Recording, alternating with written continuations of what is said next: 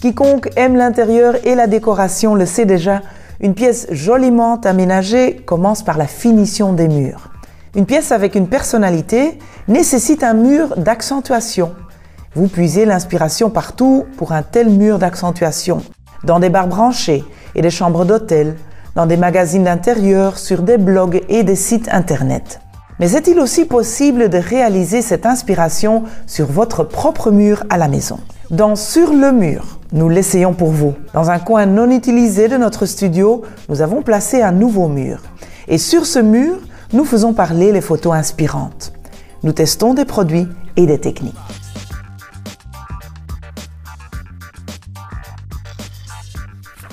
Voici notre inspiration du jour, mettre de la couleur en avant-plan. Beaucoup de gens aiment bien avoir des accents colorés, mais ont quand même un peu peur de peindre leur mur en différentes couleurs. Nous, on a la solution. On va mettre de la couleur en avant-plan, donc devant le mur, comme avec ce paravent par exemple. Mais passons d'abord à notre mur. Nous travaillons sur une surface lisse et sans poussière.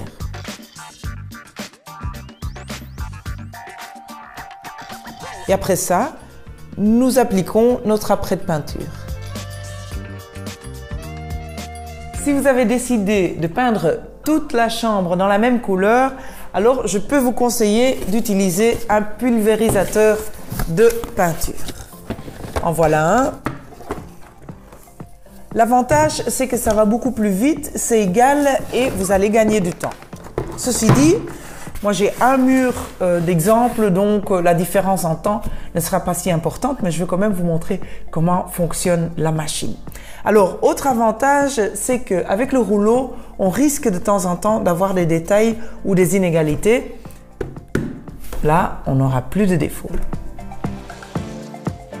Travailler avec un pistolet à peinture va vous demander un peu de préparation. En effet, il faut tout recouvrir et protéger. Chez nous, par exemple, on a protégé le sol, puisqu'on ne veut pas qu'il soit peint. Mais chez vous à la maison, protégez aussi vos fenêtres, vos portes, le plafond, c'est logique, même si vous travaillez au rouleau. Vous êtes curieux de découvrir la couleur que j'ai choisie, regardez. On va peindre tous les murs en indigo foncé. Et oui, c'est pas parce que je vous conseille de tout peindre en couleur qu'il faut prendre juste du blanc. Et osez, allez-y, lâchez-vous, soyez à la mode parce que maintenant les couleurs foncées, les murs foncés sont très à la mode. Donc voilà, un indigo foncé qui va vous donner un aspect classe, un aspect force. Voilà, c'est le bon choix à faire. Avant de vaporiser la peinture, on va un peu diluer la peinture. N'exagérez pas, ça dépend de l'épaisseur de votre peinture.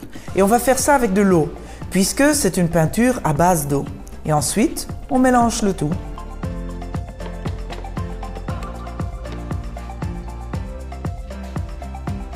Versez la peinture dans le récipient du pistolet et assurez-vous bien de choisir le bon embout, adapté à la peinture murale et non pas pour lac ou lasure.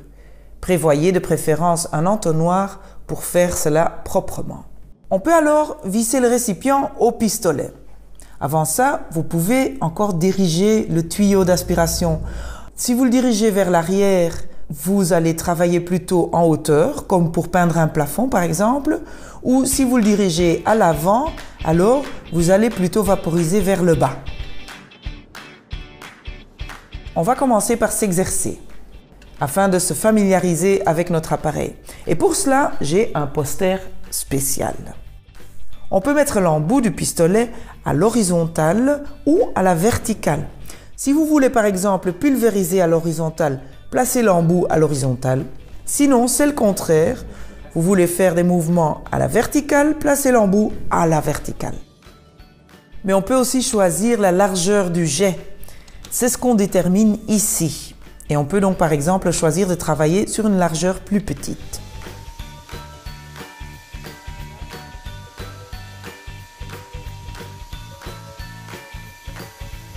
Bon voilà, pour nous, tout est prêt. Mais si chez vous, vous avez l'impression qu'il y a trop ou trop peu de peinture qui sort, vous pouvez encore toujours régler le débit avec cette petite roue. Et dans tous les cas, on n'est jamais trop prudent, alors même si vous avez l'habitude de cet outil, contrôlez toujours avant la configuration de votre pistolet. C'est facile. Par exemple, vous testez sur un morceau de carton. On a assez fait d'essais, maintenant on peut faire le vrai travail.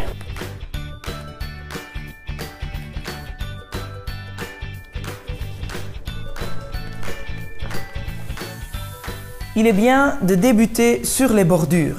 Ici c'est évident, c'est le haut, le bas et les deux côtés. Mais j'imagine que chez vous, il y a une porte dans le mur, une fenêtre. Là aussi, ce sont les bordures que vous devez faire d'abord.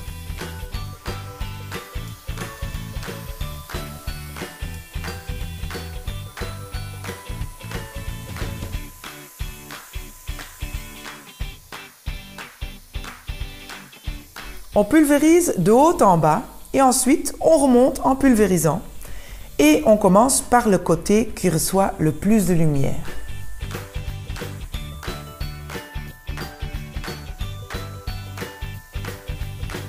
Vous l'aurez remarqué, ça va très vite. Et vous ne devez pas tout le temps vous embêter à remettre de la peinture sur votre rouleau. L'essentiel, c'est de bien garder la même distance entre votre pistolet et votre mur. On évite donc de danser avec son bras en faisant des mouvements dans tous les sens. Non, on pulvérise soigneusement en gardant le contrôle. Et pour les parties les plus basses, je vous conseille même de vous agenouiller. Tadam! Et voilà, on est prêt. Une fois terminé, on nettoie bien sûr tout simplement avec de l'eau chaude et un peu de détergent.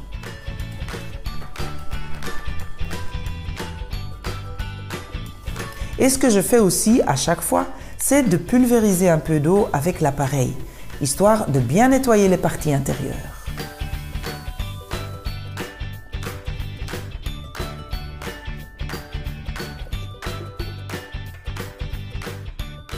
Voilà, notre mur a une couleur. Maintenant, on va rajouter une couleur contrastée et on va faire ça sur un paravent. Comme ça, on va mettre de la dynamique dans l'espace.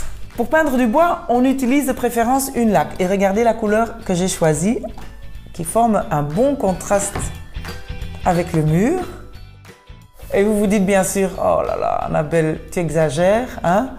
Un vert comme ça, comment est-ce que tu as pu penser à ça? Ben, tout simplement, je me suis inspirée et j'ai piqué la combinaison de couleurs d'un magazine, un exemple. J'ai adoré cette couleur dans la chambre à coucher, donc on va faire exactement la même chose.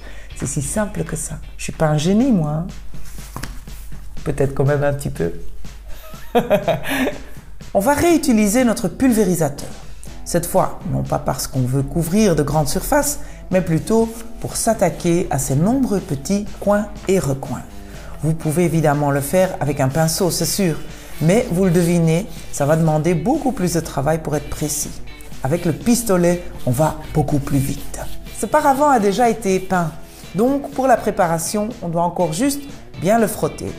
On utilise du papier de verre pour poncer le tout et puis ensuite on le nettoie avec un chiffon humide. Ce sera plus cassé. Si vous travaillez sur du bois qui n'a pas été traité avant, on met d'abord bien sûr une couche de peinture. Évidemment, ça aussi, vous pouvez le faire avec le pulvérisateur. Alors, cette fois-ci, on s'intéresse à l'autre tête de pistolet, adaptée pour lac et lasure. On peut verser directement la peinture dans le récipient et éventuellement un tout petit peu le diluer. Surtout ici, il est important de protéger les alentours et les murs parce qu'on va pulvériser la peinture et forcément entre les lattes du paravent, il y aura de la peinture qui passera au travers.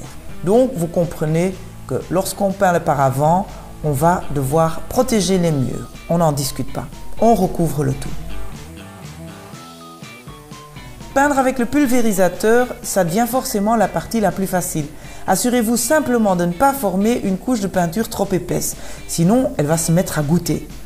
On pulvérise donc en suivant des mouvements constants et réguliers, du haut vers le bas, et à une distance fixe. Vous démarrez ou vous arrêtez la pulvérisation toujours entre les lattes du paravent. Comme ça, vous contrôlez mieux la répartition de la peinture. Et n'oubliez surtout pas, de préférence, appliquer 2 couches fines plutôt qu'une couche épaisse.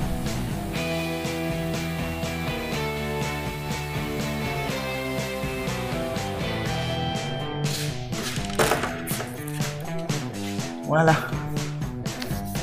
Oh, je suis super content du résultat. Non, honnêtement, un mur, toute une chambre en une couleur et puis un élément contrastant. Ça donne un élément graphique dans l'espace. C'est, voilà, c'est l'idée que j'ai d'un bel intérieur. Maintenant, si vous n'aimez pas les paravents et que vous préférez mettre autre chose, vous pouvez mettre un porte-manteau, par exemple, ou une échelle bien colorée, ou juste un cadre avec rien dedans. Pourquoi pas? Si vous avez d'autres idées, des suggestions, s'il vous plaît, envoyez-les nous.